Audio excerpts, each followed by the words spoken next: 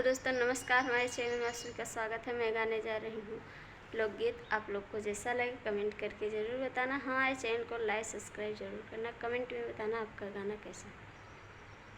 मोरी नाना दिया जुलमी, मोरी नाना दिया जुलमी, मारे नहीं हरे कैतनवा। मोरी नाना दिया जुलमी, मारे नहीं हरे कैतनवा। मोरी नाना दिया जुलमी, आंगना करू सल दुआरवा कगैली, आंगना करू सल दुआरवा कगैली। मोर देवरवा जुलमी, मोर देवरवा जुलमी, दावन रमी कलैया। मोर देवरवा जुलमी, दावन रमी कलैया। मोर देवरवा जुलमी, मोरी नाना दिया जुलमी, मोरी नाना दिया जुलमी, मार नहीं हरे कैतनवा। मोरी नाना दिया जुलमी, मार नहीं हरे कैतनवा। मोरी नाना दिया जुलमी,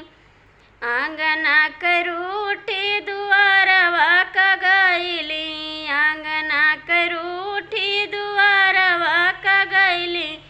मोर सजनवा जुलमी, मोर सजनवा जुलमी, मार बेलना कमरिया। मोर सजनवा जुलमी, मार बेलना कमरवा। मोर सजनवा जुलमी, मार नहीं हरे कैतनवा। मोरी नाना दिया जुलमी, मार नहीं हरे कैतनवा। मोरी नाना दिया जुलमी।